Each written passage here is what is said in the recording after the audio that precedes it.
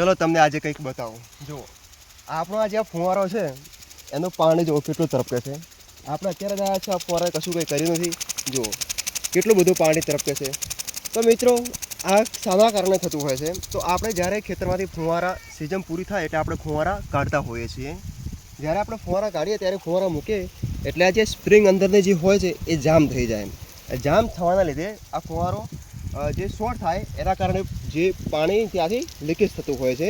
કારણ કે ત્યાં આગળ પણ એક સ્ક્રૂ આવે, એના કારણે વચ્ચે ગેપ આવે, ત્યાંથી આપણું પાણી આ લીક થાય છે. તો આને આપણે સોલ્વ કેવી રીતના કરવું? તો પ્રથમ તો જે આપણે છે એની તમે જે સ્પ્રિંગ છે એને તમે ગોળ ગોળ ફેરવશો. પહેલાં તો આપણે સ્પ્રિંકલરને ભમાઈ દેવાનું છે આવી રીતે. પછી આને આવી રીતે એડજસ્ટ કરશો એટલે આપણું પાણી બંધ થઈ જશે. જુઓ થઈ ગયું ને બંધ.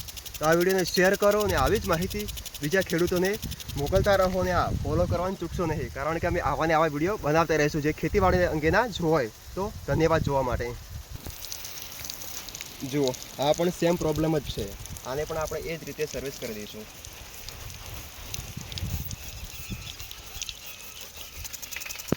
જુઓ થઈ ગયું ને ફિક્સ. થોડું થોડું થાય છે પણ આપણે ફરીથી કરી દઈશું એટલે મોસ્ટ ઓફલી સર્વિસ ફુવારો થઈ જાય આવી રીતે. તો જો તમે ટ્રાય કરશો તો